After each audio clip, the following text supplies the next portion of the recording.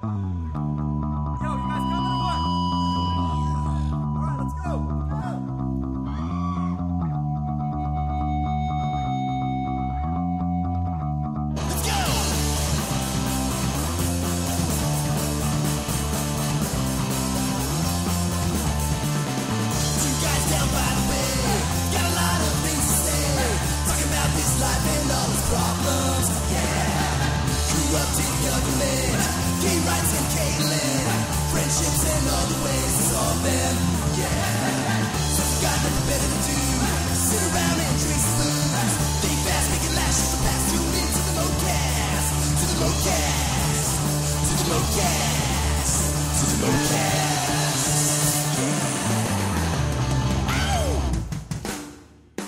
Welcome back to another episode of the ModeCast, number 13, and we decided to go with religion for the topic with our good friend Andrew Richmond, who has one of the funniest stories I think we've ever heard. Yeah, you guys are gonna love Andrew. He's a fucking character. Every time I'm around him, I fucking just laugh my ass off. He's definitely one of a kind. I was talking to Jeremy before we did this. I was like, there's nobody that I can compare Andrew to. Like, nobody. No one. I love talking to him. It was so much fun. I just wished we could have sat there for like another 5 hours, but then it would have had to been like a 4-part episode. And you guys already complained enough about how long it is. So we're shortening them up as best we can, and hopefully this one's not much more than an hour. Disclaimer.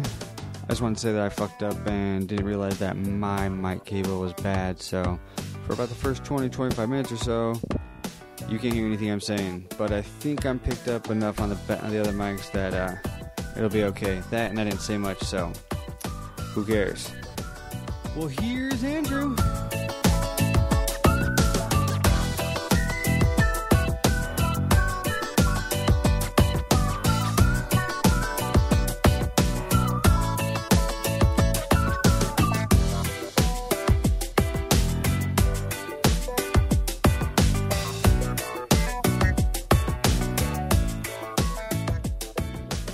As a matter of fact, I'm not going to lie. If you go, you probably notice that there's a refrigerator in my fucking bathroom.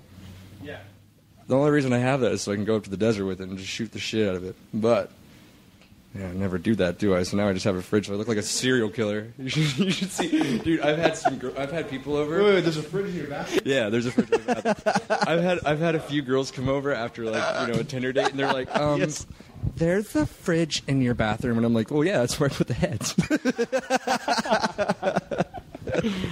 That's hilarious. That's where I put the heads at.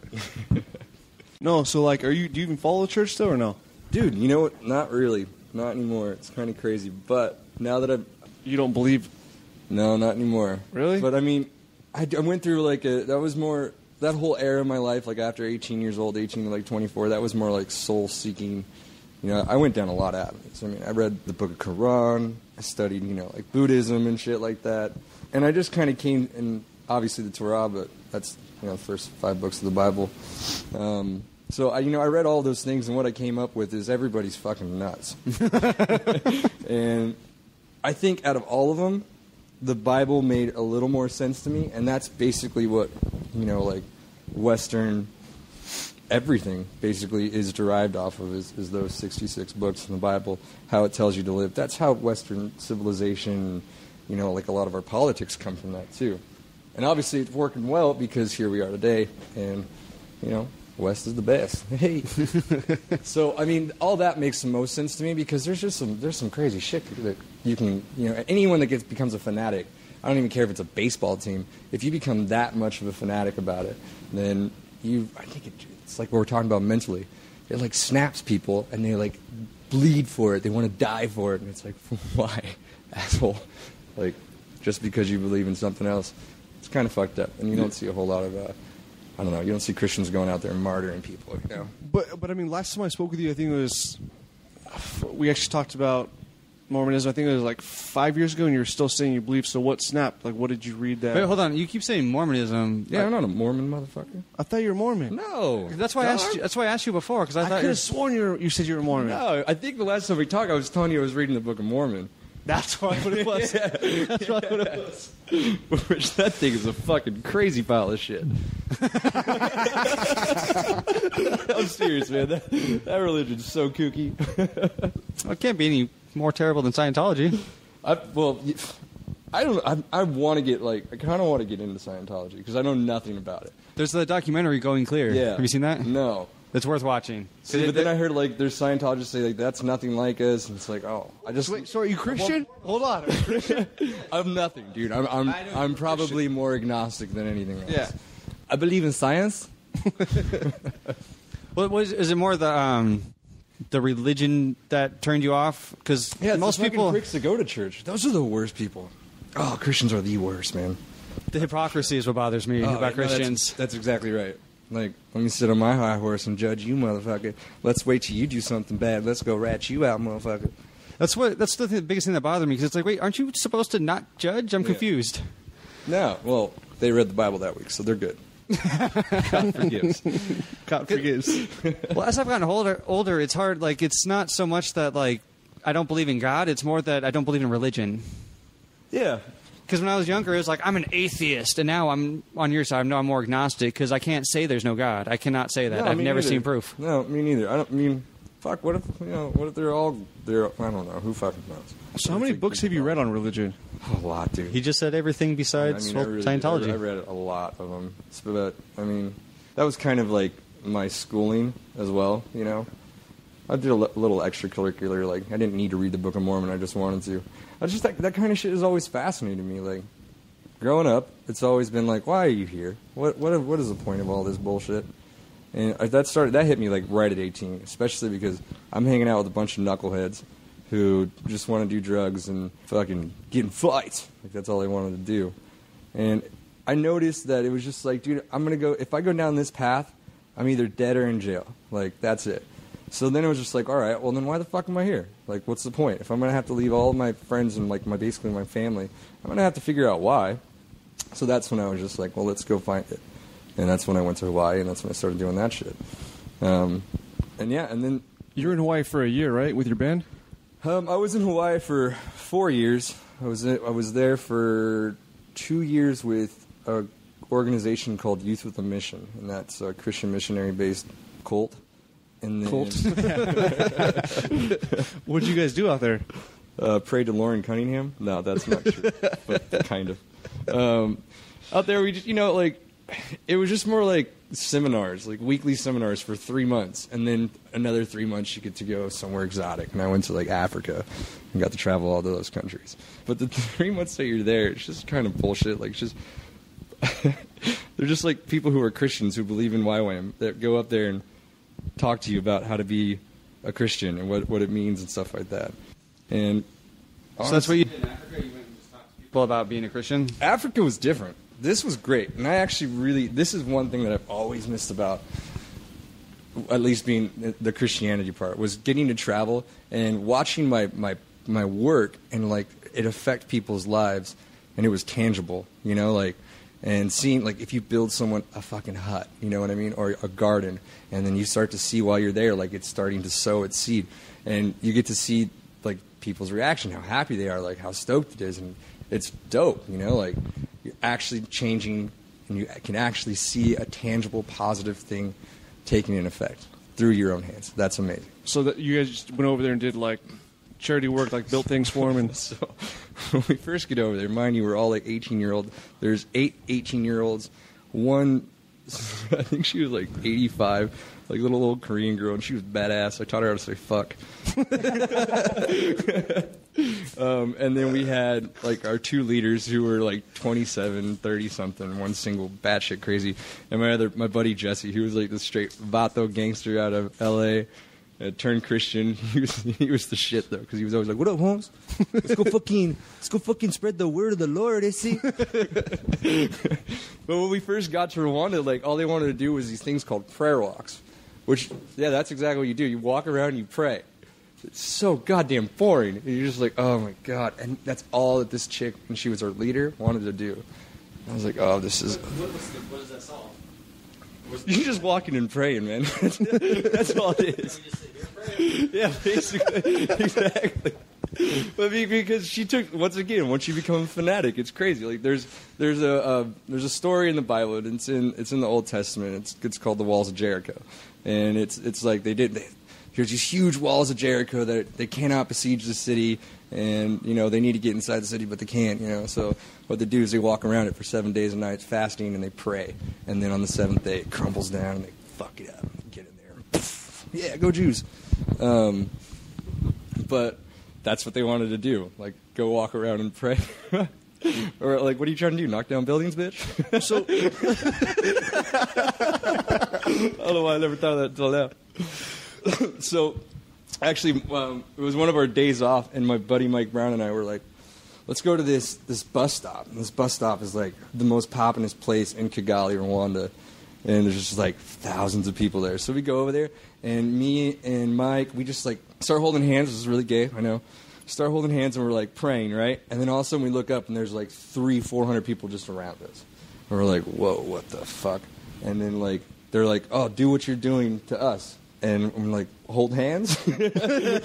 So then like all of a sudden like they just wanted us to pray for him. So like we started praying for him, and it was like, dude, I can't even describe it to you. Like it was, I swear to you, it had to been like 1,000 people that were like in line. And it's like, dude, what the fuck?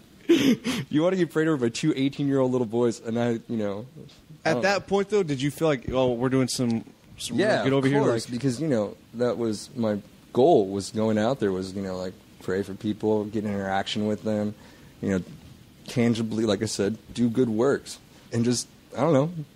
Like my thing, too, was always, like, I really liked orphanages, because here's these kids that are tattered. And Rwanda's fucked up. Like, it's not now. It's one of the most beautiful places I've ever been to. Because they had this mass genocide, like, I think it was 93, 94, where, 1 million people were lost in 3 months. And it was, holy shit. Yeah, and it was all done with, like, fucking machetes and hoes and sticks. They didn't have guns. Yeah, the Hutus and the Tutsis. 1 million people? Yeah, dude. It was crazy. And basically, the whole story is even crazier, man. Like, I think it was Belgium. Yeah, I'm almost positive. It was Belgian people who controlled this whole country, and they knew that they only had like this signed contract with them, so they played it almost brilliantly. When they first got in there, they set up 2 tribes. They made the Tutsis, the people who looked more like white people, the rich people. They gave them more cows. And then they took the poor people, the people that looked straight up more like Africans, they made them the Hutus. They gave them less cows, and there was more of them. So right off the get-go, boom, let's hate each other. You know what I mean? So they put the Tutsis in charge of everything, like they're in the government, all this. Mm-hmm. Hutus are like, this fucking sucks, like Tutsis are oppressing us, like we hate them. This is all, they were all the same people. Less than like 100 years before that, they were all the same people, all the same tribe. And then white people come in there and they separate it and they start this thing. So then they bounce out, right? And as soon as they do that, the Hutus are like, guess what? Let's go fucking murder some Tutsis. And that's exactly what happened. Wow. They just started hacking them up. And some of the stories were brutal, man. Like, because you're walking around seeing people that are maimed. But not just maimed. Like, they have marks going, like, they'll have half of an arm. But, you'll see these huge scars going across their backs, their necks, their heads. And you're just like, dude, this dude was hacked. Probably almost with the machete that they just hacked and still just keep hacking him. And he was probably laying on the ground and they were just hacking the shit out of him, but he somehow survived. Like you would see that all the time, and you're like, dude, that's fucking gnarly. And these people were the most friendliest, receptive. Like the justice was great. I remember one time this dude stole a purse. And the whole village got together and beat the shit out of the dude. And I was just like, you witnessed that's it? tight. Yeah. Dude, I was like buying a Coca-Cola at like one of the village, shops. And then all of a sudden you just hear this eruption, and then like the whole, did we watch the whole thing? It was like it was like CNN. It was great. It was fucking amazing, man. It was fucking amazing. Yeah, they like got together and just beat the shit out of him, and then that was it. Like, all right, everybody go home. She got her purse. He got the shit beat out of him. I had like 3 Cokes. It was cool. Was everyone just taking turns giving him licks or what? Yeah, dude, it's gnarly. Like, people are holding him, and they're like coming up and just like socking him in the face, or like socking him, or kicking him. It was gnarly. It was cool, but it wasn't like super malicious. They weren't Street trying to kill him. justice. Yeah, street justice is rad. Better than the po-po killing all the black folk. Yeah, that was, and it was just crazy watching how like these people just be so friendly and kind towards one another, and like you can talk to Tutsi, you can talk to Hutus, and it's kind of a sore subject, but it's like everyone's talked about it and they've dealt with it, which is amazing. It was seriously amazing. Like, how does that happen in less than 10 years from when I was there? And within 10 years' time of this mass genocide, you guys are like now kicking it and cool with each other and like hugging each other and, you know, like going to dinner and stuff with each other. Like, you dudes were murdering each other less than 10 years ago. Amazing. That's seriously, that country was amazing. Absolutely fucking beautiful. The people were great. And I was blessed enough to where I got... You weren't scared at any point being over there? Hell no. It was tight. I'm telling you, it was so... Dude, like everywhere I get, they call us Mzungus, which is basically the racist term for white people.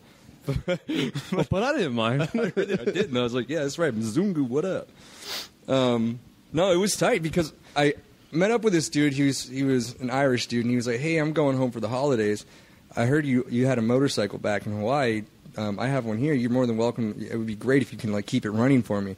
And I was like, you want to give me the keys to your bike, and I'm here for a month. And he's like, that'd be great if you can just ride it for me. And I'm like, yeah. Yeah. All right, dude. So that changed the entire trip. Everybody would go out and do stuff, and this is what sucks. Like, my team would be like, all right, we're going to go to this ministry, and we're going to, and they, like, once again, this chick just wanted to go to churches and then pray for them. It's like, bitch, they're going to church to get prayed for. Why don't we go somewhere else? So I just did. I just would hop up on my bike, go drive through, like, Kigali, and, like, just go kick it with people. And I got to meet some really interesting people, like coffee farmers that were some Dutch coffee farmers, and I just, like, started kicking it with them. And we ended up, like, taking our whole team out. And, like, you fucking get along with everybody, though. So I can yeah, totally you know, you got to vibe out with people, you know? And that was just, like, my whole idea, my whole concept of being a Christian missionary. It wasn't to go out there on my soapbox and yell at people. No. Like, get out there and be their friend.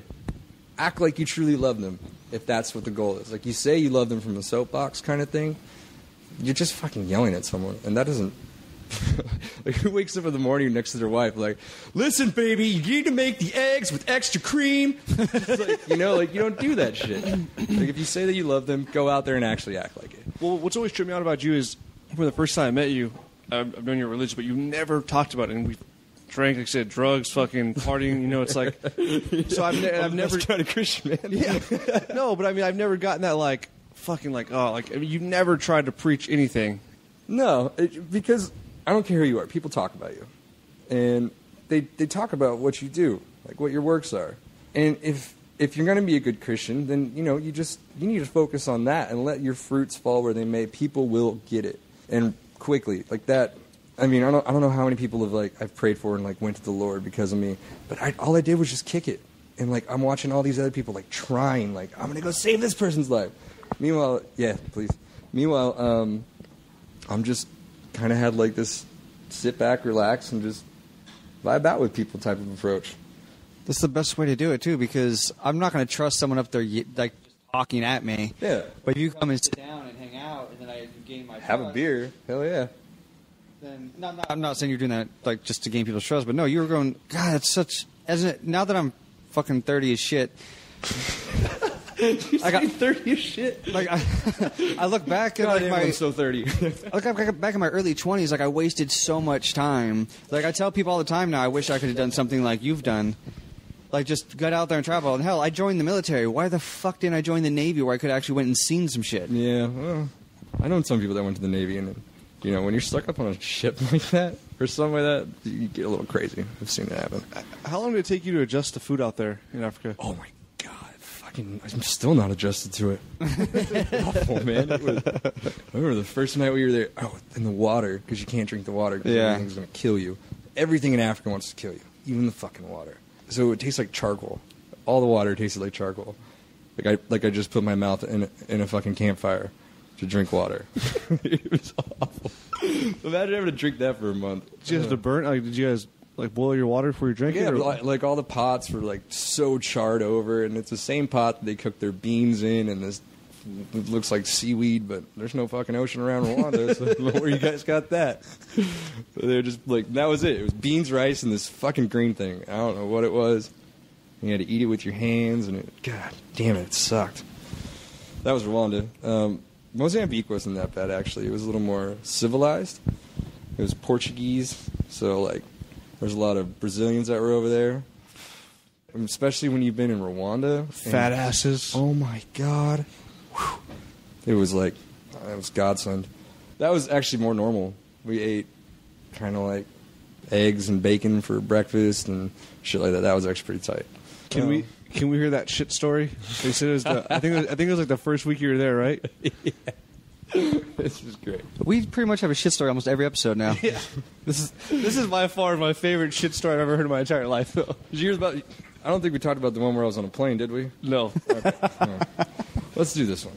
Yeah, it was actually like, I think the first 3 days I was there, kind of getting adjusted, and there's this team that's from Ireland that's there, but they're leaving in like 3 more days after us. But we've been kicking them for 3 days. They're actually really kick-ass people. I'm broing down with this dude. I think his name was Joel or something like that. He's this Irish dude, and he keeps telling like all of us, like, you guys, you're gonna get dysentery, and it fucking sucks. Like, and we're like, well, what's it like? And he was like, dude, you just can't control it. Like, you need to be by a bathroom. And this sucks. How does he know you're going to get it? I don't know. Because everyone on the team got it. Because if you're white, you go over there, you get it. And what sucked is like the bathrooms were like a quarter mile away, and it's a squatty potty. It's just a hole in the ground. That's it. And it's just like a metal door that's over 3. It's a squatty potty. That's all it is, man. And they're all unisex. Like there ain't no justifying genderizing your hole in the ground. So after dinner one time, right when the lights were going out, we were playing cards. I think we were playing Rook.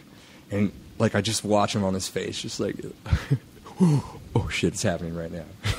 Like, he like stands up, starts clenching his butt cheeks as hard as he can, starts like hobbling towards the door. Now he's got this quarter-mile walk all the way over to the bathroom. So of course I'm gonna go follow this. This is hilarious. So I'm following it. It's me, like my buddy Mike Brown, this guy, and I think this girl named Jane.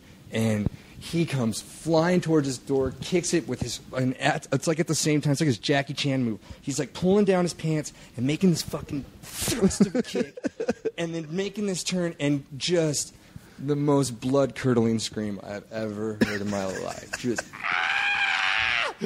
and he had shit head to fucking toe, blasted with probably like 20-mile-an-hour like hot snakes, like on his chick leader. Like this Irish chick leader, she had shit, and then it's so funny. Oh my God, I'm gonna try not to laugh. He's still going, saying I'm sorry. Like, I'm sorry. I'm still shitting. Oh my God.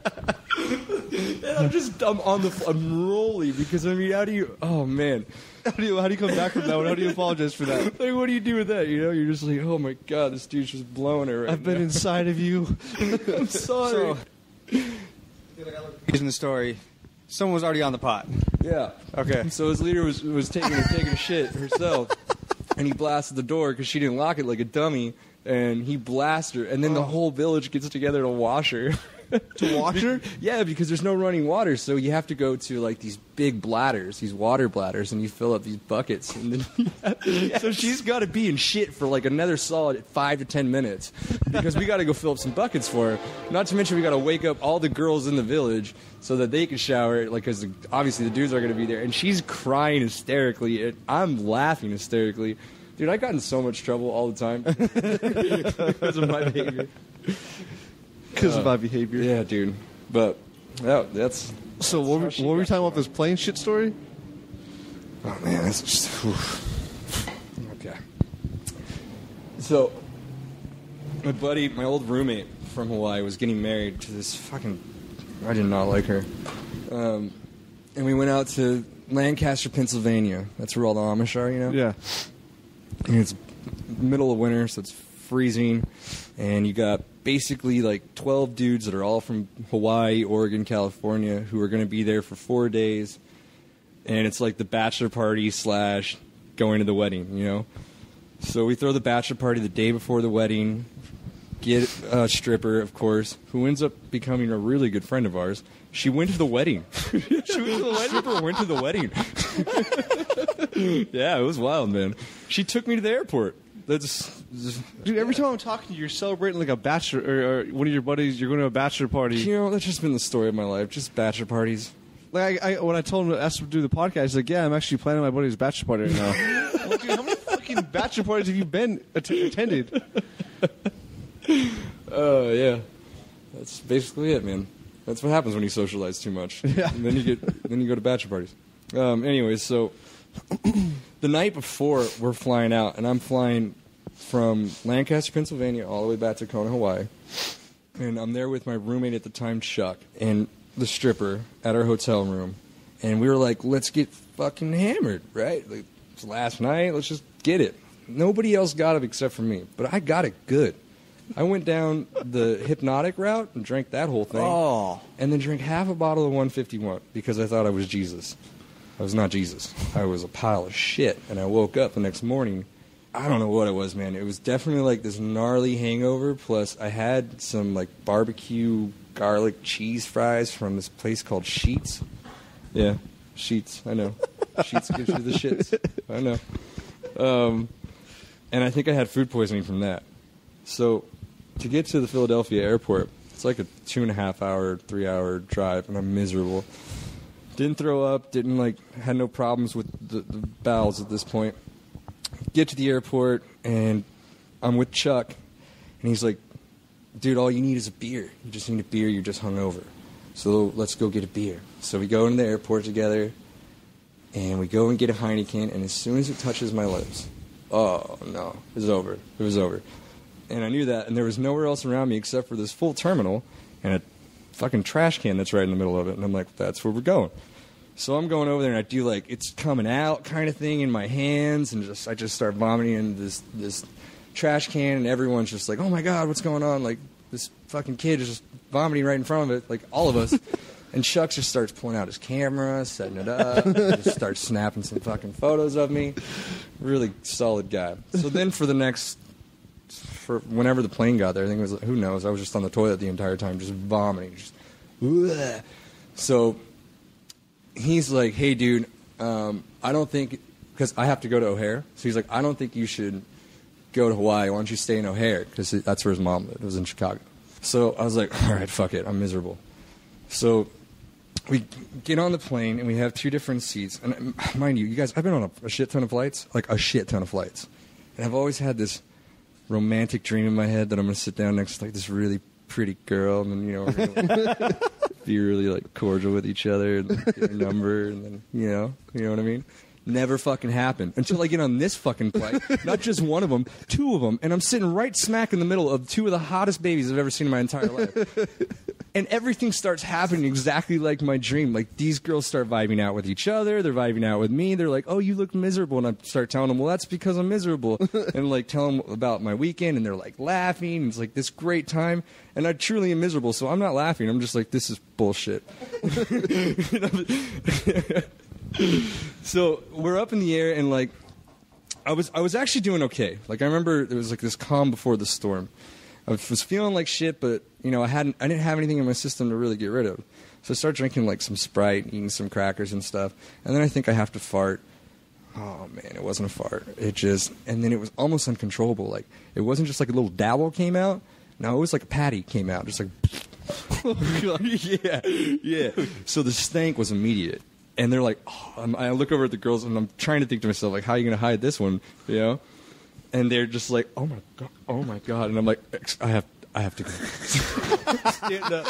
I make sure I put my ass towards the back of the seats and not towards their face because I'm polite. So they got the dick, and I get out in the hallway, and I'm like rushing over there, and I can hear people's reactions as I'm going towards the back of the plane, like, oh. So I get to the back of the fucking plane, and get in the lavatory, and I'm assessing the damage, and I realize I have probably like $2 size stained shit on the back of my denim. So, yeah, it's brown. It's brown. 2 brown stains. You were with your boxers? You went right, blasted right through them, man. The boxers were incredible. It looked like a cow potty was in there. It was bad. So that's the first thing I had to do. So I get butt ass naked, right? That's what you do. Then I remember I grabbed my cow patty boxers and just start pushing them down the lavatory fucking thing. And then I turn on the sink, put my butt in it, start washing that out, washing my hands a little bit. And now I'm stuck in this predicament. It's like, well, I got shit on my pants still. That's when it hits me. Blue dye in the lavatory. All I have to do is just fucking flush it, put my ass part of the pants in there. Back on top. Back on fucking top. This is brilliant. Right? You think so? No, I look like a goddamn baboon. That's what happened. Now I have this bright blue ass. And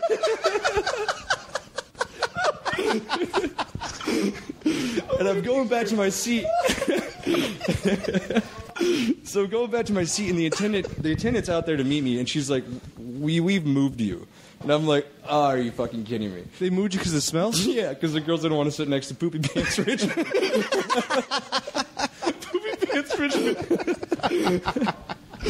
So this is absolutely great. So they shift some seats. No one's allowed to sit in my seat because apparently I shit in that one too. So there's a poop stain in that seat. No. So where I have to sit is where the flight attendants sit, in the very back. Timeout. Yeah, I got timeout. So I'm sitting timeout, and the girls are sitting right next to Chuck, and Chuck is just having a ball with this, just like taking pictures again, like getting up, laughing at me, like he's like, "Oh, I'm sitting." How much longer was this flight? This was from Philadelphia to Chicago. At this point, how much longer did you have on the flight? Dude, I shit my pants like within the first 20 minutes.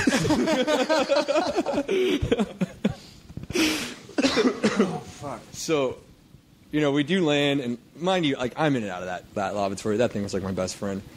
And I'm waiting for everyone to get off, and I notice that the girls are still with Chuck at the front of the fucking plane. I'm like, are you kidding me? And he's like trying to invite them to come back to his place because he's a creep. And they're like, well, we just want to make sure your friend's okay.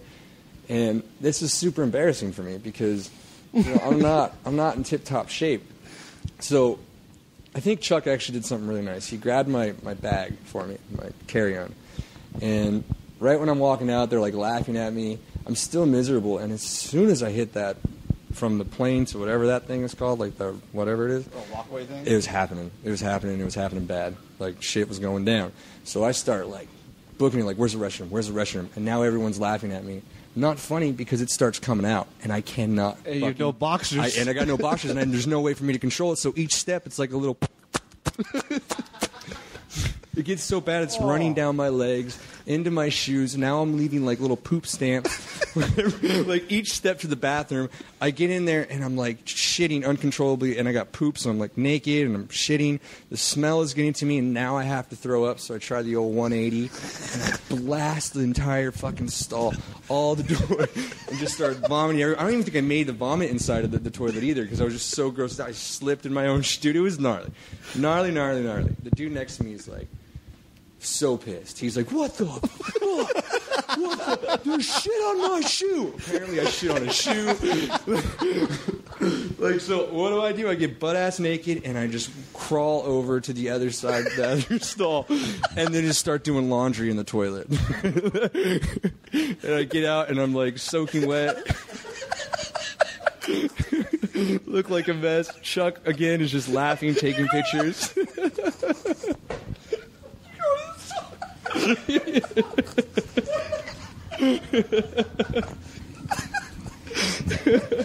crawled in the stall?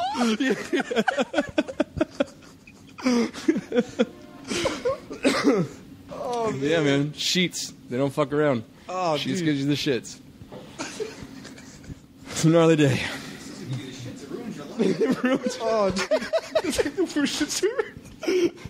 Oh, my God. Gotta tell you, that was not a fun trip. That was Podcast not over. Oh, dude. Drop the mic. Dude, so you had fucking shitty wet shoes.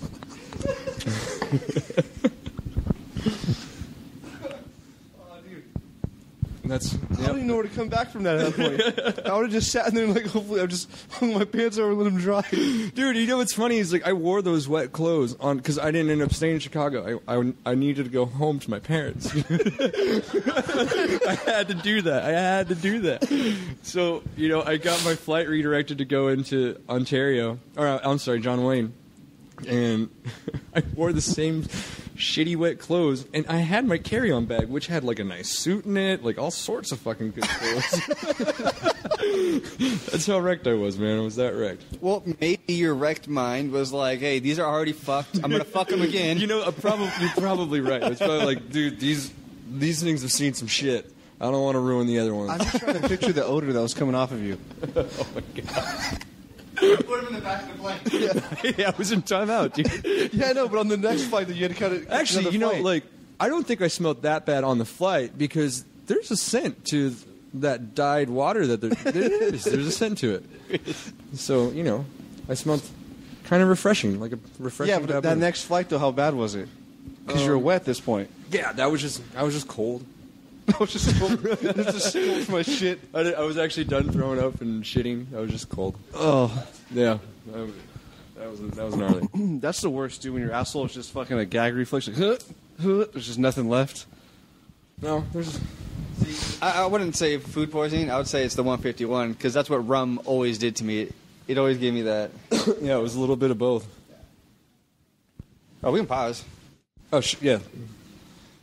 No, so we left off you in Africa. Mm-hmm. And then where'd you go from there? Wait, for what do you mean from there? No, like you went... I was in Rwanda, and then we went to Uganda for a quick little stint, but nothing crazy. And then went down to... We were in South Africa, like Johannesburg. Yeah. That was the shittiest city in the world. The first day we were there was like a triple homicide / rape on our neighbors. It was like, wow, fuck this place. And you still weren't scared at this point? No.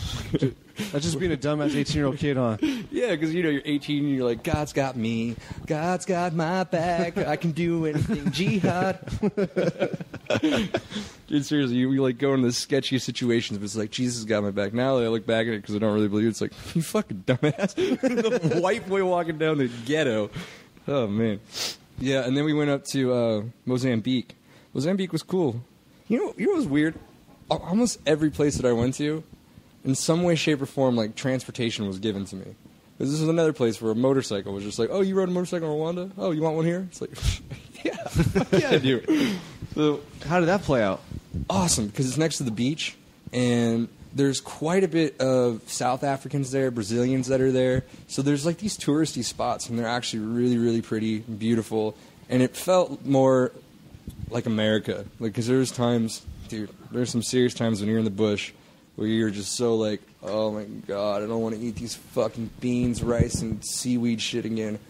And you just start missing, like, Colgate. I just wanted Colgate. Yeah, I don't know, man. Colgate? Yeah, the toothpaste. Fuck. It's Just important. something different? Just Colgate. Or anything. Arm & Hammer or, fucking Old Spice. Anything. No, everything over there is different. And you just, I don't know, kind of gets... You didn't take any of that with you over there? Travel size. That's a good idea. That's We're going to be there for 3 fucking months. Here's some travel size. It was my first trip. I didn't know what I was doing. I do that with every trip. Yeah, I've still never gotten better at packing. Me neither. I just roll everything and just throw it in there. Never use almost half of it. But no, that place was rad because I got to go to, like, the beaches and, like... I wasn't the best Christian missionary because, you're not allowed to drink. You're not allowed to do those things at all.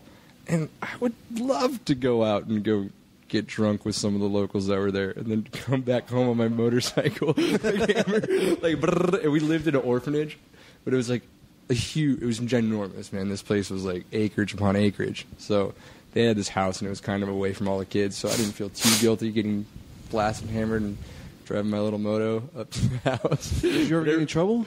Yeah, all the time. I was getting in trouble all the time. All the time. That was... Did your leader or whatever try to restrict your guys' like movements and like They tried to take the bike away from me. And I was like, no. You can, come on, I'm an adult. And then like there was a couple times where like, well, we're gonna send you home, and it was like, okay, then send me home. But they couldn't because like they're not going to pay that money for a last minute ticket. Nah, it's not even that. They totally could have done that. Like that's not unfeasible. They have done that. But it wasn't because I wasn't doing my job. I was doing it probably a lot better than most of them that were out there. I just, like to have fun after hours. Why the hell not?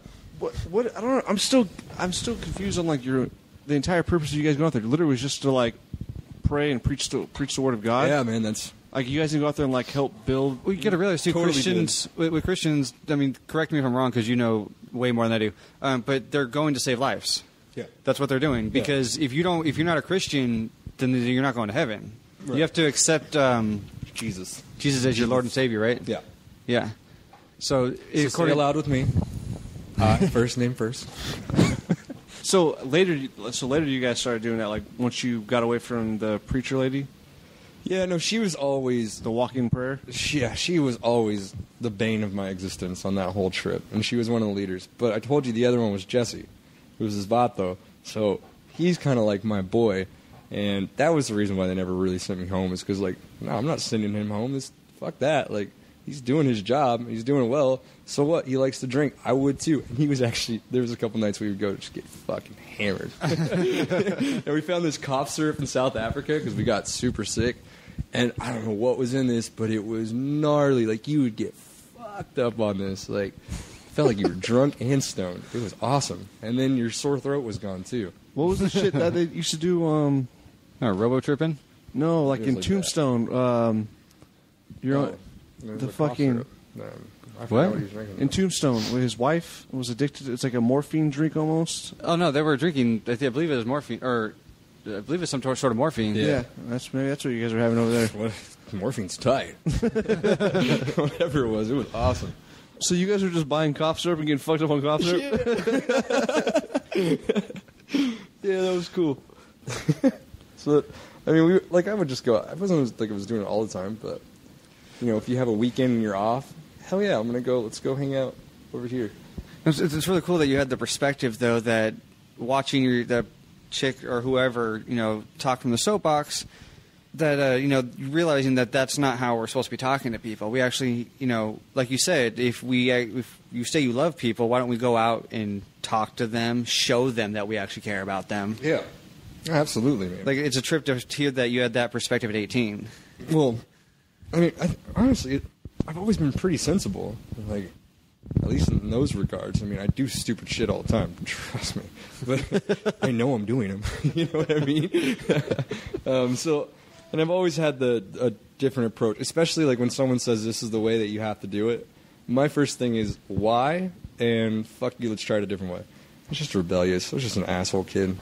See, I've gotten like that as I've gotten older, but looking back to when I was 18, I was more, impressionable and willing to follow. Yeah. Well, this was definitely one of those trips. I mean, I was super impressionable. I mean, I'm doing things that I look back on now, and I'm like, I would never do that. But I've seen a bunch of like World Star videos. That took fucking way out of left field. I'm serious. I've seen a bunch of these World Star videos of like these soapbox preachers that are going out there and they're getting harassed. And it's like, well, yeah, you fucking dumbass. You're going out there telling them they're all going to go to hell. Yeah. Like, even if you do believe that, like if you truly believe that these people are all going to go to hell, even though you don't know any of them, like your first response is to yell at them, "You're going to fucking hell!" Like that's so stupid. Like, how is anybody going to respond greatly to that? There's this kid, I believe, he's at college in Arizona. He does that. He's always on the news. He stands on street corners and preaches. Like, let's say if a chick walks by in a low-cut skirt, "You're a slut. You're going to hell." Yeah. It's like, holy shit. Dude, and it all comes from the prophecies, the books of the prophets, right? So they have this woe is me type of approach of how they were evangelizing. Do you know what the success rate of all of those people were? Like Jeremiah, Ezekiel, all these prophets? 0. Normally the country went down in flames. Like, I'm dead serious. So it's like, all right. I often wonder, because these soapbox preachers, they're like, you need to read the word. And it's like, have you? Because you should probably read that whole thing and read it chronologically, because if you're going to put your whole faith in it, wouldn't you want to know everything about it? Like, you know what I mean? I read that fucking thing 7 times, from Genesis all the way to Revelations. Dude, when you read the whole thing, you get a different perspective. If you read anything, you get it. I mean, when I started woodworking, I had no idea what I was doing. So what did I do? I went out and I started getting books, and then everything changes because you get an understanding. Like, I don't know. Now I know how to work in wood because I just read about it. And I think a lot of these soapbox preachers just read like the New Testament. I think a lot of Christians only read the New Testament. But, there's a whole lot of other books, and the majority of the Bible is the first part. Read that shit because it's important if you're going to be a Christian. Then you'll realize there's crazy shit going on in that Bible. What's the difference between the New Testament and the Old Testament? Old Testament is, well, the first 5 books are called the Torah, and that's the Jewish Bible, basically. And then after basically what happened is, I don't even remember what century, it was really early, the Catholic Church got these monks, and they compiled what they called the Holy Writings, and they called it the Bible. So it's these 66 books, and that's basically where it came from. So after the Torah, it's just the story of Israel, basically. And honestly, if you guys like stories, like a good novel, the Bible's actually got some really kick-ass stories in there. Like Judges is super fucking crazy. Like chicks stabbing each other, like a dude in the eyeball to kill him with a tent spike. It's so tight. It's so tight. But there's just like the story of Israel, how they came about, the story of Judaism, and the prophecies talk about the second coming, or not the coming of their Savior, and how he's going to ride in on a steed and overthrow the world, and that's when you get into the New Testament. And Jesus appears, he comes riding in on a donkey. And then now you have these problems where it's like, the Jews don't believe him because, this is all the New Testament stuff. The Jews don't believe him because, like, dude, he rode in on a fucking donkey. Where's your big-ass steed, motherfucker? And he's coming in, like, with this different approach because the Jews are thinking at the time that this king's going to rise up and they're going to fuck shit up, But then this dude, Jesus, comes in and he goes, let's just be super passive about it, and I'll die for you. And that's basically like the whole story of it. But people only like the second half, the let's be passive, I died for you. But they didn't read about all the gnarly shit that these motherfuckers were doing before, Yeah. So, I don't know. This is Bible 101 for you guys. So I'm like fat. Sorry, go ahead. No. So what was the turning point when you were like, all right, this is just ridiculous? As far as... Like when you just totally like stopped believing altogether. Well, it was just age? Probably like the first like year, I would say 6 months. Like I was down for the cause. I was down for like the Lauren Cunningham. It's like a cult. It really was like a cult, and I was just like so impressionable and really took it all in and tried to my best to make all these people happy. And after a while, man, like just me in general, it doesn't last long. Like I don't necessarily like following, like I don't just want to just do something because I'm told that's what I'm supposed to do. I want to know why I'm supposed to do it and then try to do it better, right? Like it should be. That's what the military brought out of me. Yeah. That's why I didn't do well. Yeah. So I think after that, when I started reading the Bible and then started reading some other types of, that's when I grabbed the Quran, I started reading these other, I just wanted to know, because it's like, how naive are you to throw your whole life towards something if you don't know what's out there? Like, if you go to fucking Baskin Robbins and you're only eating chocolate your whole entire life and you don't know about mint and chip, you fucking up, because mint and chip is way better than chocolate. Know what I mean? You're tripping. Chocolate's way better. So, and I think right around when that started happening, that's when there was just like this shift in my head, just like, all right, like, we'll still do this, but we don't just like leave aside anything, like I want to make sure that all my areas are explored so that I know what I'm doing, like, and then honestly, Christians are the fucking worst people. They are the absolute worst people. And I was a worship leader for them, and this is the main campus, so they have like hundreds and hundreds of students. So I would have like every Thursday, they called Thursday night gatherings. Like hundreds of people would show up, and I would lead worship. And then like it was just like an everyday job, just for smaller venues. And this one particular event, I believe it was a Thursday night, I wasn't leading, I was playing electric guitar. And they had this new guy from Brazil who was leading. And we're playing, and he breaks a string. That's okay. Keep playing the song. We'll fix it later. He freaks out and like runs off stage to go get a new guitar. So he leaves all of us just like standing there like playing this melody with like no mics or anything. And it was a lame melody. And it's a song like Let It Be a Sweet, Sweet Sound to Your Ear. And we were playing it so lame, like keyboards and soft drums, and it was just super gay. And I'm sitting over here with an electric guitar and a pedal underneath, and I'm like, watch this. So I turned it into punk rock. You know what I mean? But, I mean, come on, this is youth with a mission that we're talking about. And there was a bunch of fucking old people, even though they didn't understand that youth with a mission means youth, motherfucker. Well, they got to supervise. They got to make sure you're not getting too crazy. Turn that punk rock down. Yeah, we'll talk about that. They made me a leader. That was a bad idea.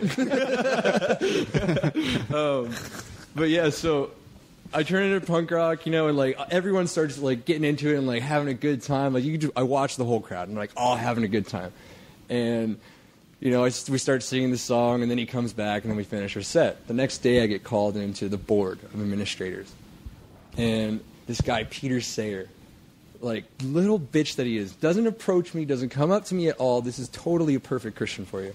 Doesn't say anything, goes amongst the board of administrators and goes, I feel like he stole the glory from God last night when he turned that song into an upbeat song. Yeah. What? And he was like, I would like him removed from the worship team. And I already had a really bad reputation Because you're Andrew. because I'm Andrew Richmond. And I also had, and this is stupid, like they made me a leader, and then who do they make me like in charge of? Like the druggy kids, like the music scene druggy kids, like the bad kids, Like they made me in charge of me. Just a terrible idea. So one time these kids, 3 of them, we had our own little place. And they went out and they took some DTS girls, some like 18-year-old girls that were all fired up for Jesus. Got them drunk and fucked them. I wasn't there, I was getting a blowjob from a Japanese chick, and yes, but I got in trouble for it because I was their leader. So I was going underneath that, and then not to mention this guy was coming in, wanting to kick me off the worship team, telling me how I'm supposed to worship my Jesus. Apparently. You're not doing it correctly, Andrew. Yeah, I know. That's what always drove me crazy, and I actually got really upset. And this is the reason why I got kicked off, is because I started swearing because I'm good at that. And I was just like, don't you ever fucking tell me how to worship my Jesus, motherfucker. I will worship him however the fuck I want because he's mine. And then, like, what was funny is, as soon as I'm doing that, everyone's like, whoa, my God. Get him out of here. He's out of control. Heretic. But what's funny is Darlene Cunningham, she's the founder's wife. She, like, starts applauding. She's a kooky old bat as it is. Like, she's older, and I wonder if she's lost a little bit of her mind, but she's super rad chick. And she's, like, applauding, and she was just like, we need more students like that. And everyone's like, what? And then they kicked me out, and they kicked me off the campus and off the worship team, like, straight out booted me. How old were you then? 20, 21, maybe? 20. I was 20. And they booted me out the campus. And that was kind of like the pinnacle point where it was like, obviously the church doesn't want me. Why should I want the church? So then I went through this phase where it was like, I'm just not going to go to church because I can't fucking stand those people. I still love Jesus. He's still my Jesus. I'm just going to kick it with him.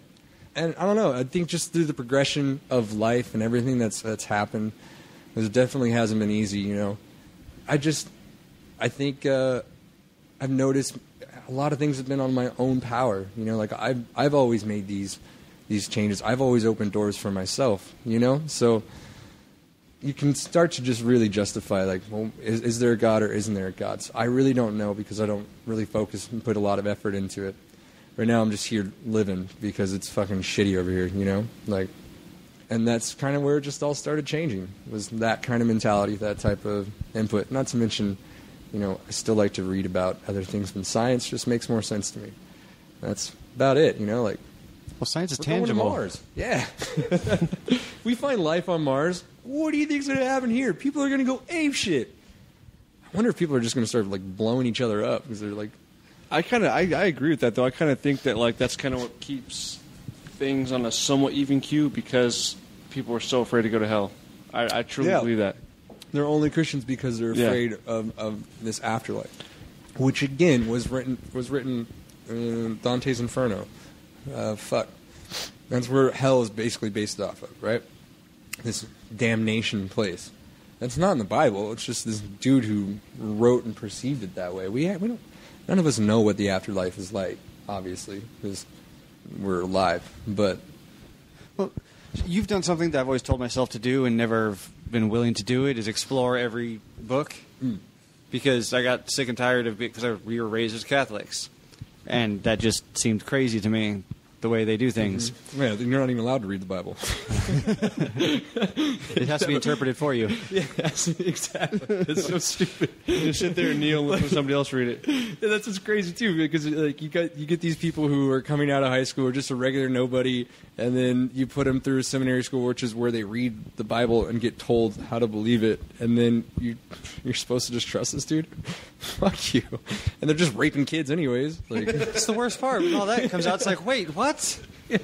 And how unnatural is it That's to an not awful- take a wife? That's an awful way to do religion. You can't even read it yourself. It's dumb.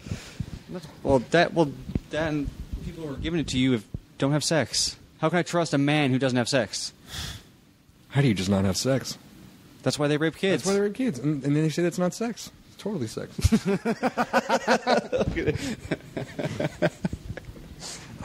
So basically, my question was: in any of the books you've read, was there any speak of hell? Yeah, they talk about damnation. Just damnation? Yeah, and it's just like afterlife. They call it Sheol. And dude, fuck, that's a tough question. I used to know like all this stuff too. But like, what is damnation? Like, because what damnation for one person might be different from mine. You know, like here's what I've always conceived it as. They talk about this place called oh god, I'm retarded. Hell and Brimstone. When they went down on that, what the fuck is those two cities called? Oh my gosh. Yeah, the I've read the Bible 7 times. Yes, I have. I think people listening will know what we're talking about, though. Yeah. Because those are the two famous cities. Cell phone right now when it's dead. You call My phone is not only dead, but I'm not even thinking here. of Cain and Abel for some reason, but that's not what it is. It's Ryan, just Google the two famous religious cities. Something, Samora. Got him in Samora? yeah, there you go, Sodom and Gomorrah. I had it backwards. Yeah. Sodom and Gomorrah. Yeah, Sodom and Gomorrah.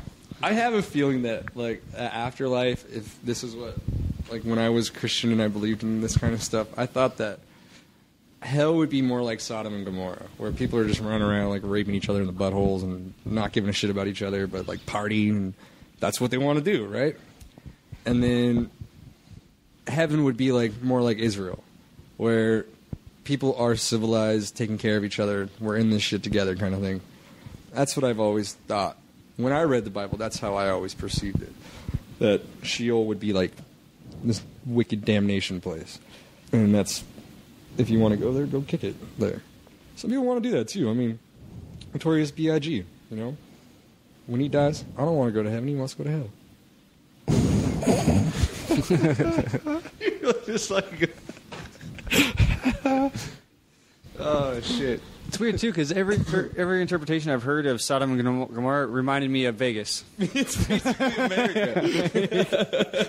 Like, is that just like a permanent trip to Vegas? Like, I can handle that. Exactly. That's what I think it was probably like. It was probably a really kick-ass place. You just had to watch your back all the time because people were trying to, stick their dicks in it or take your wallet. So then after Africa, that's when you moved to Hawaii? No, I was already in Hawaii, but after Africa, I went back to Hawaii. Was there for another, 6 months. And then went to, Asia, Cambodia, and Thailand, and that kind of stuff. That place was cool. That was more like a vacation, though. I don't really have too much to even say about that. I mean, It was just fucking amazing. it was a vacation. I wasn't at work. And this is when everything really started changing for me. Did your parents talk you into doing this, though? No, Or is this something you're actually willing to do? This was something I was willing to do, and it was more my sister. She did YWAM before me, and we were raised. It's just I don't know how to explain it. They would bring us to church, but it wasn't that big of a deal. And when I went to church, I was out smoking pot with with some of the church members. We would just ditch and go smoke pot, Justin Dewar style. And when my sister started getting really into it, this was also at the point where kind of life was turned upside down. You guys know these moments where you're just and everything goes to shit and you have no idea what's going on. It was one of those moments, and she kind of came into the rescue. Keeps getting thicker and thicker. Mm-hmm. So it was one of those moments. So I was down for the cause. Not to mention, I wanted to get the fuck out of California. Hawaii sound tight. Let's do it. And that's why I went. But after this Asia trip, where everything was kind of we did some work, but a lot of it was, just vacation sightseeing, playing with elephants, shit like that. And then there was some work where we got to go to refugee camps and give medicine to the people, help support, build shelters. That was rad. That's super fucking. There's no better feeling that you will ever have than having a day's worth of work where you were just giving 150% of yourself to someone else and watching a whole village just be stoked on you. Because they're just like, this dude came and this white boy came out of nowhere and just built this fucking church for us, or built this fucking building for us, or planted this fucking farm for us, because we didn't have the stuff to do it. Like, we didn't have the seeds, I had to go buy them. We didn't have the hose, I had to go buy them. Like, these people were jacked, you know? Best feeling in the world. But we only did that for 2 days, and we were there for a month. The rest was all sightseeing. We killed it over there. Yeah. So when I got kicked out of YWAM, simultaneously, another worship leader picked me up, and her name was June. And she was like, hey, we want to do our own thing. We kind of want to get away from YWAM. Like, we're still Christians and everything, but what we want to do is we want to do a traveling luau. And there's already this thing that they were doing for a long time called Island Breeze, and they're pretty popular. They just go around and they do luaus all over the world. And then luaus are tight. Like, you just like kick it and eat pig and like listen to music and watch girls dance. So that's what she did. She set this whole thing up. Amazing work. She got like the prettiest dancers that she can find, and she got like all the hottest girls around Hawaii. And then she got 3 of the shittiest dudes that can play music. But we were good at playing music, so she grabbed us, and we just started doing a different thing. Now I was just living in Hawaii. I wasn't associated with a church. I was a musician now, and that was rad. And we went throughout Europe, throughout Southeast Islands. We did a little America tour, and that was a lot of fun. Well, that was great, because now I was getting paid, which was awesome. Yeah, when I met you, that was the first time I met you. You were like, yeah, I was like, what do you do for work? Like, I play music. I get paid for it. I was like, really? Yeah. You live off that? You're like, yeah. Yeah, I was living off of it, and it was great. Like, it paid for itself and some. Like, I had money, and it was weird, you know? We were booking these shows, and like they were paying us to do these shows. And what we did is we were really just kind of shady about the whole thing. We got a lot of students to go with us. So she's fucking brilliant. Still to this day, I love that woman. She basically used her ties with YWAM and said, hey, I want to go and do this traveling luau. We need pretty girls that can be dancers. Can we take some of your students? So she took a lot of these students, so we didn't have to pay them. And the only people she had to pay was people who worked for her staff, which was me and 2 other guys. So we got the benefits. So it was her family, 2 other guys, all these shows, we split it up. And we were all very honest about it, showed us the money. Well, sometimes honest. We got a little shady towards the end. And that's where all the pretty girls came from, too, like these pretty white girls that were dancers. We just made them go with us. So the Europe tour was awesome. Just did a lot of open airs. It was super rad because once again, it was like everywhere I went, they were like, hey, I heard you can drive a motorcycle. Would you like one? Yes! Fuck yes, I would. So again, I would just go ride. Like I had... we just ride around in like Paris and shit, and like it's so fucking awesome. Yeah, it is just tight, dude. I don't know how to explain it. Like that was just dope. And we had like everything was great. Everything was fantastic. Oh, you want to hear a good one of why you shouldn't make Andrew Richmond in charge of kids? They put me in charge, right? So I'm now staff. So even though I was kicked out of YWAM, I was in charge of their students. And what happened was there was this big flight mix-up because there was like 20 of us. They basically didn't have 8 seats available. So 8 kids had to be left behind. So June and Paulo trusted me in Amsterdam to stay there for 48 hours with 7 other people. In Amsterdam? 7 other students. And they were like, you can watch them, right? And all of us, we got to go to Samoa. And we're like, all right. So they got to go meet their deadline. So they take all those. So there's the 7 of us that are in Amsterdam for 2 days before we head to Samoa. I thought it was just a novel idea to just go do some shrooms and smoke pot. With all these people who've never smoked before, never even touched drugs. Like, they were, like, from Nebraska. Like, oh, wow. And I'm like, it's an eye-opening experience. Like, you need to try this. I ruined so many lives. And we did. We all did a bunch of shrooms in a park. And for about 8 hours, I didn't know where anybody was because I was off doing my own thing. It was actually just me and my boy Gabe, and we were just high as shit. And then we kind of came to. We're like, we should probably find everybody.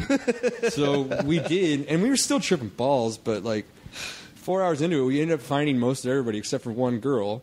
And then we were told, they were like, oh, she went off with this lovely black man. Just like, oh, fuck. And nothing happened. She did sleep with him, but he was nice enough to drop her back off at the park when we were frantically looking for her. And we kind of got our lives together in the airport for 24 hours and then took off back down to Samoa. It was tight. Yeah. So I'm telling you, man of a 30 fucking lives is fucking ridiculous. Not one of them were probably the best either. I'm just telling you. Got in a lot of trouble. Everywhere. So your whole religious fucking turnout's just crazy. Well, if you don't blindly follow, then Pay attention. You know? I've That- got one shot at this shit. But I mean, like, all right, like, I have a bunch of Christian friends I still love to death, but it is very frustrating talking to them, especially That's all I talk at about. times when they're when they're extremely judgmental, and I'm thinking in my head like, dude, you're fucking negative as shit, and you're supposed to be, I don't know. And what sucks is, like, how can you tell someone who means well, like they truly mean well, that they're not doing well? You know? It's hard to do. And that was, honestly, my biggest battle in YWAM, because I was always constantly fighting with people like, this is not how you're supposed to do it. How effective have you been? You haven't been. How effective does this methodology work? It works all the fucking time. And there's some people don't get it. Like, they just blindly follow. They don't even read the Bible. It's like, you stupid motherfucker. You're putting your whole life into the hands of people that are telling you what to do, and you're not even, like, questioning them at all. You just blindly follow it. That's so stupid. You know? it's easier. It is easier, but it's still stupid. Well, I remember when I met you in the desert, I was like, you're religious? You're like, yeah, but I'm not good at it. It's true. That was the first time I met you. You were in a McDonald's. Yep. No, and I mean, like, that's why when you ask me, like, if I'm a Christian or not, it's like, I don't know. There's still, like, some part of me that kind of tugs at that a little bit. Like, there are moments where I'm like, You grew up with it. yeah. I fell in love with that religion over all the other ones, that's for sure. But some of the other ones are just kooky, man. They just really are. I really like Judaism, but they don't have anything that happens after you die. So that sucks. You know what I mean? Which I guess I'm okay with now, too. That's the whole thing. It's like, if I die and I just become dirt, all right, I'm cool with that. Like, I don't have a problem with that. I really like Hindu stuff, too. Like, they have nirvana, which is you go into a sea and you wait your turn to get re-brought back into life, and then each time you die, if you were good enough, you go up to scale until you can be a human again. So that's kind of cool, too. I kind of like that. But You like it, but you don't believe it. yeah, it's just it's fucking crazy. Like, all this shit sounds crazy. All of it sounds fucking crazy. Only it doesn't sound crazy is we're going to Mars? Fuck yeah. I hope we find life there. Because then I'm just going to be like, what? What are you guys going to do now? I honestly think that's something they'd actually try to hide, because I think everything would be chaos. I think it would be chaotic. But What? No, I think the religions would try to argue it, but I mean, science is coming out with it. I mean, they just announced that they found water on Mars. that's where we're going. Now that they found that, we're for sure going to Mars. Hell yeah. Did you guys see that meme where it's like, Mars, I'm wet. NASA, I'm coming. Yeah, our buddy was telling us about that meme last night. That's tight.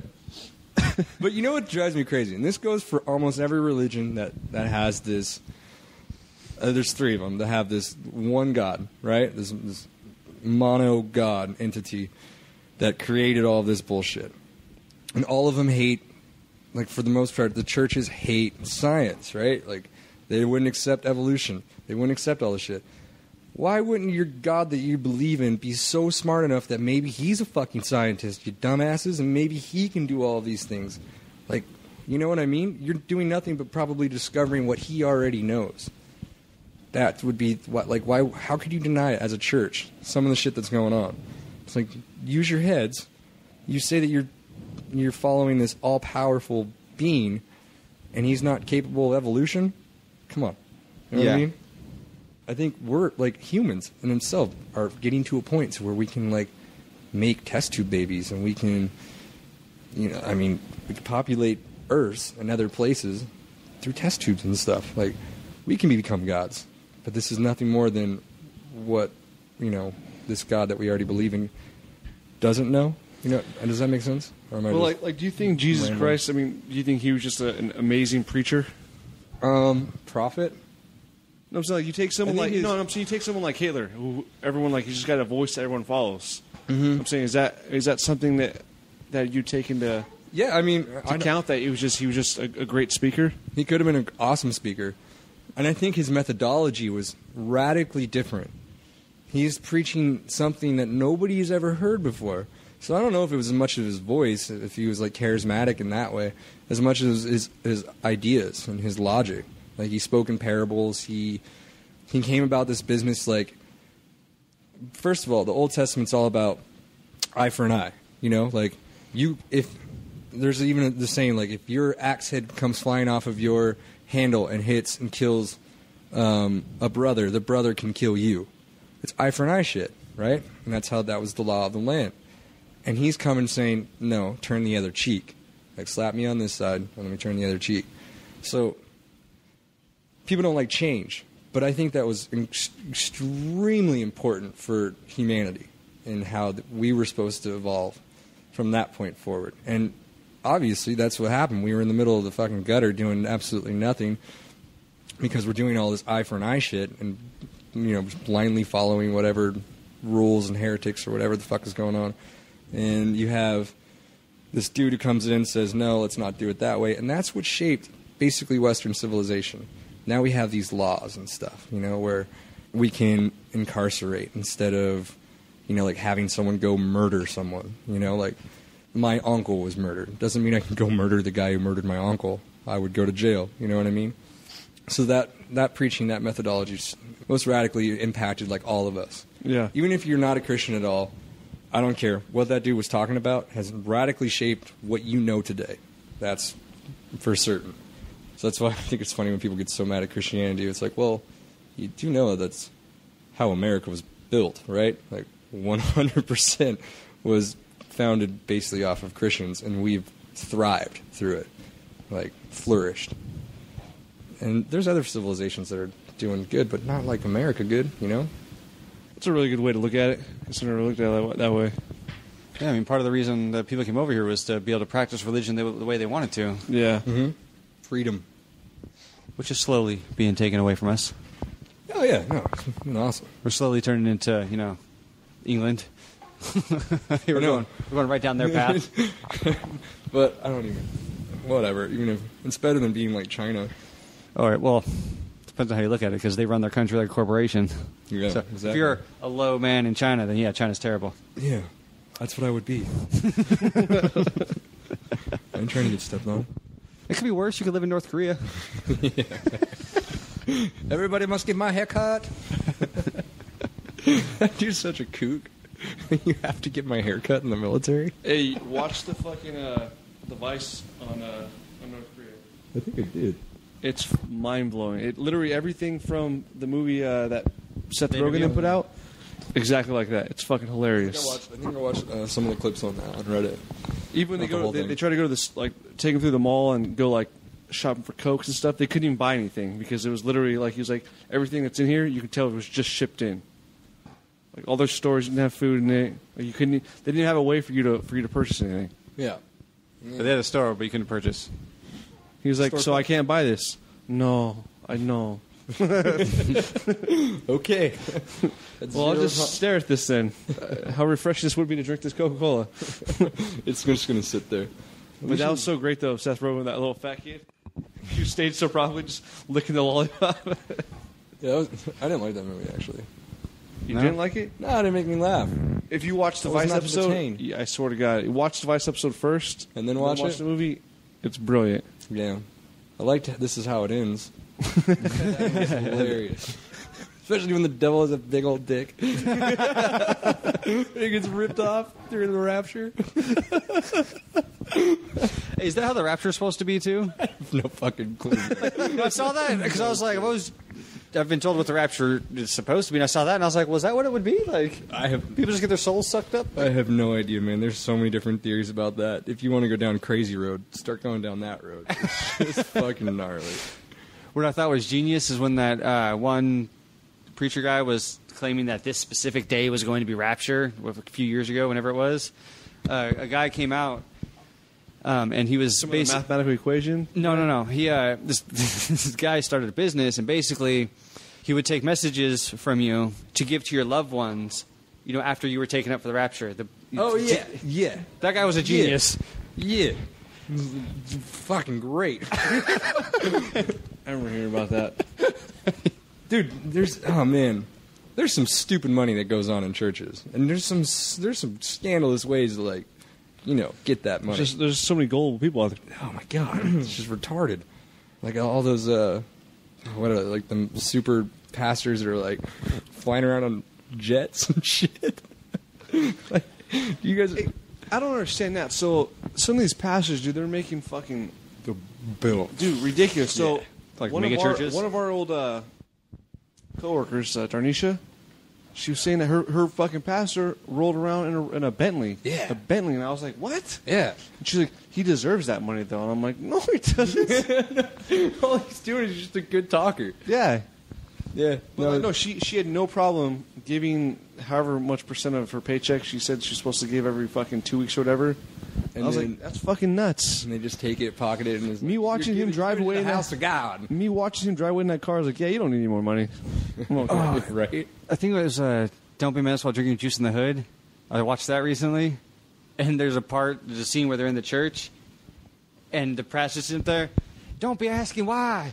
Pastor driving a really nice car in. Don't be asking why. Pastor has all this money. And don't be asking why. Just give me your money.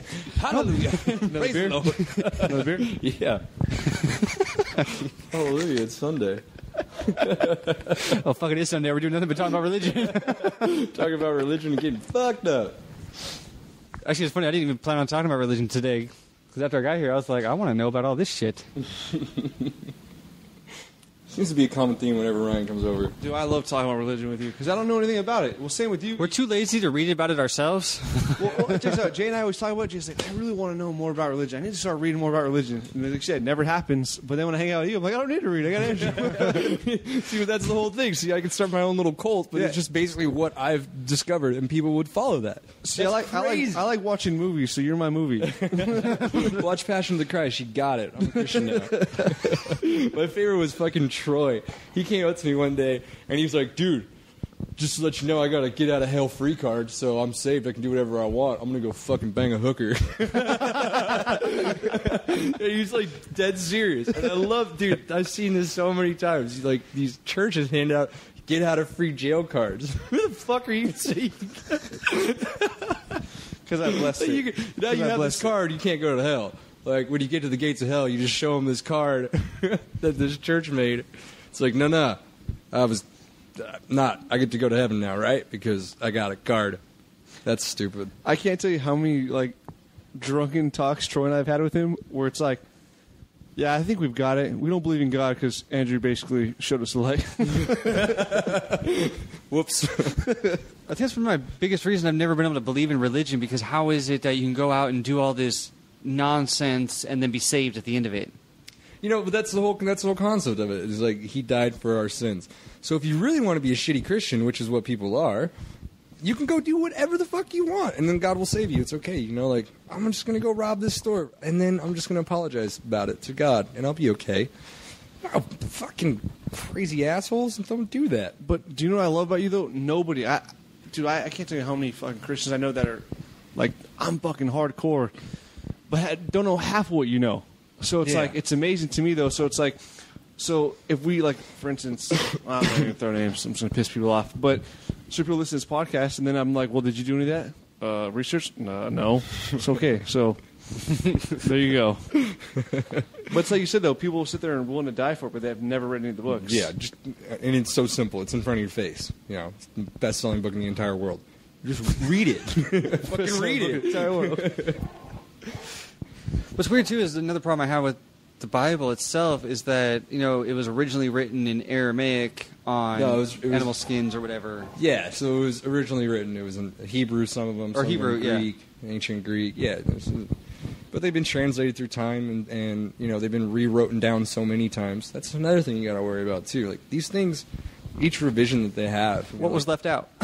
Yeah, and a lot of it is that way because, I read the New King James Version, which is supposed to be the most accurate because it's the first one that was translated into English, and the version never changed. But it's really hard to read because it's like, thou art fucking, you know what I mean? Like, there's all sorts of crazy lingo that's in there that you just don't understand. It's really hard to read because it's not how we read. It's not how we talk. It's not how we talk, you Yeah. know? So it's not what we were taught how to read or talk. So they make these revisions. But in that, translation of words do get lost all the time. So, you can pick up 3 different types of Bibles and read the same verse and it will wildly say different things. Even though the meaning might be similar, they're all 3 different. So that's crazy too, in my head. Like, that's like... But then Hebrew numbers have a meaning also. Or a word can have a number meaning. Because, I was listening to our Shafir, who's Jewish, he was talking about it, and, the word love could also be, have a number 4 type of meaning. Cause it's got 4 it's like agape and ego. I don't remember what it's called. That's the Greek of it. And there's 2 different, there's, different forms of love. There's, dude, you guys are just ruining me right now. I don't even remember this shit at all. It's been so long. It's okay, I don't even know any of this. Agape is like a word of love, and then there's an action of love. I think that's what it is. It's probably some fanatical Christian who's listening to me right now is probably like, this guy doesn't know shit. I guarantee you, anyone that's listening to our podcast has not done any fucking other shit you've done. I promise you that. Yeah, so, I don't know. But so, are your parents are they? You said they're not really hardcore. You and your sister know more than your parents, obviously. My dad is an absolute nutcase, and this is so funny. I went and picked up this camera right here. Nobody can see it, but you see this old piece of shit. You see this? Yeah. This from 1950. My dad told me I wasn't allowed to have it because when the end times come, he's going to have to barter with it. Dude, it's hard not to just laugh hysterically in his face. I'm pretty sure you did, though. Of course I did. That's crazy talk, man. Calm the fuck down. Dude, It's crazy talk. It's absolutely crazy. It's like, oh my god. Doesn't matter when the world's going to end. Just continue doing the same shit you're doing, right? Don't be an asshole. Dude, I started thinking about the first time I met you right now, and I was at the desert. I was like, holy fuck. First time I met him, he was visiting from Hawaii, and he got so fucking wasted, he passed on the chair. You probably don't even recognize it. That picture I have of him, the guy all in marker, this is crocodile with a Dicks penis all all over over. his Oh, yeah. covered in My friends marker. are so cool. This is how I knew he was awesome. He calls us next morning and goes, oh, man, so I went into a liquor store, never looked at my face because he woke up. By the time we got up, it was like 6 store pretty much blackface. Hey, no, dude, we got up, it was like 6:30. He was already gone in his car. Well, he went in a liquor store fucking with that, and he was like, holy shit. And then all he said was, do I have dicks all over my face? She just starts laughing. She's like, you have dicks everywhere. I'm just like, yeah, can I get a pack of Marlboro Mediums? I still have that picture. I gotta send it to you, dude. It's so funny. Never have I seen so many fucking drawings of dicks on someone's face. Oh man, you guys got artistic on my face. I was just riddled. The forehead which said crocodile. I passed out in a 21st birthday party in the middle of the party, between the dance floor and the bar on Yeah. a chair. Of course I was going to get fucking hammered. That was a legit party in the desert. They had a fucking bar out there. It was nuts. Was that the one? Was that Evan's 21st Yeah, was birthday? that the little jail? Yeah, there's a jail. Dude, it was legit. That's how you know you hang out with too many white people. Yeah. If you already know your face is fucked just by somebody having a reaction. Well, I remember all night fucking, because remember you watched me wreck my three-wheeler. Yeah. You were like, you got out there, you're like, so we thought you died right now. Well, all you see is the three-wheeler flip, and then Mode's feet just We see my flailing through the air, and shoes fly out. It was the most glorious thing ever. And I remember because I didn't know him at the time, or else I probably would have been more concerned. But I was just he got oh smiled shit, that dude just died. Yeah, he's like, dude, we thought you died right now. I was like, I'm not dead. I was like, where are my shoes? You're like, one's over there, one's over there. Well, that was the same week where I was like, Troy, can I ride your bike? And he was just like, all right, I'm going to let you ride my bike because I know you know how to ride bikes. But I was fucking hammered. The first thing I did was haul ass and hit a jump and fucking hit shit so hard. Just like endoed, like wrecked it, handlebars were turned back, and I came back and I was just, it's gone for 5 minutes. He's like, what the fuck did you do to my bike? You told me I knew how to ride, man. It wasn't my fault. It was down for the whole weekend. You gave me confidence. Hey, how many minutes do we have on the first one? It's 40. Yeah, let's wrap it up. It's 51. Religious talk with Andrew. Oh, shit, man. We got to do this like 10 more times. Dude, Andrew, man, always a fucking pleasure talking to you. Dude. I'm glad you guys came around. I haven't seen you guys in forever. That's part of this point of doing this is because it forces us to go talk to our friends again instead of being our own reclusive world. No, it's good because I wouldn't actually put in an effort. I don't put in an effort for anything except for woodworking and metalworking. I don't even have any friends anymore. Because it's in your face. That's how we are, too, because as soon as we had our kids, we stopped talking to all of our friends. That's what happens, man. It's hard, dude. Age. So I'm telling hard. you. Like, I had, oh my God, so many friends I didn't know what to do with them. Families start happening. Things start happening. Now I'm at the point where it's just like, dude, I'm in this shit. You know, it's just me right now who's in this shit. And we got to, you know, make sure that we're okay. Take care of yourself. You're talking to two guys that have no life, so we're like, we envy you, Andrew. Why? Because I go on Tinder? Yes. Yeah. All he knew of Tinder is what I would tell him. Yeah. I live vicariously through him. Like, tell me more, dude. So, like, what about this chick right here? Yeah, well, it's not the best lifestyle either. I'm actually hanging out with a chick. I've been hanging out with her for like 2 months now. Dude, this is obviously one of the coolest fucking places I've ever been in. I'm telling you, I don't have to do. I have zero game. So, zero fucking game. Andrew has a place that you'd see in New York. You walk in. I don't even know how to describe this place, dude. It's fucking amazing. No, it's cool because downstairs is his workshop and upstairs he's got a loft. Yeah, his fucking shagging bagging. Yeah. No, I could see you walking in here with a chick and being then just You just knowing. don't have to say anything. Yeah, I kind of want to fuck you walking in here. Dude, I'm not even. Hey, that is my game. Hey, plug you wanna check out my place? your website. Oh, I don't have any pictures up on it right now because Well, plug the company. Grain Buy. You should check out their furniture. Is it just www.grainbuy.com? Yeah, grainbuy.com. We have Etsy too. So, but like I said, none of the pictures are up right now. That's what the other guys are over here for. He's taking pictures. But it's my the shit partner- though. It's out of steel, right? Yeah, it's wood. I mean, my background's metal, so I've been doing metal like fucking forever, and just started picking up wood about a year and a half ago. So I'm just making furniture. Yeah. But you're not fucking this furniture up though. These fucking end tables are bulletproof. Yeah, man. I mean, you got to do it right. So Make sure. when I will use you have the best site material. up? What's that? When will you have the site up? It's already up. It's been Well, up. Pictures on the site. Hopefully, within this week. That's the goal. But the partner decided to quit, and he took the photos with him like a little dickhead. I'm telling you, man. Starting a company. And then when you're old, like I just wanted to beat the shit out of him so hard. Like, I took everything to just not drive up to his place and beat the hell out of him, but instead be an adult. I've heard that so much too about people. It's like if you're gonna start a business, do it by yourself. Yeah, I mean, I started with a friend. That was definitely. I knew it was a mistake. I knew it too, and I still did it because he had, he could take photography and he can really help me with that. So I can concentrate on working. He can concentrate on like promoting the site, getting the pictures. Those were some badass pictures, though. I'm not gonna lie. They were great pictures, fucking fantastic pictures. Yeah. You did a great job. It was just Every single picture you guys posted, I was like, "Fuck yeah, right. this is I know. badass furniture." I know they were great, but he decided to bounce and he took the pictures with him. So I have a new photographer. Now everything's going to be done on my contract. So hopefully within this week, I'll have the photos up. Awesome. And, Check it out. It's grainbuy.com. grainbuy.com. GRAINBY. That's right. Grainbuy.com. It's all one Andrew, word, but it's two. pleasure, man. ModeCast out. ModeCast out.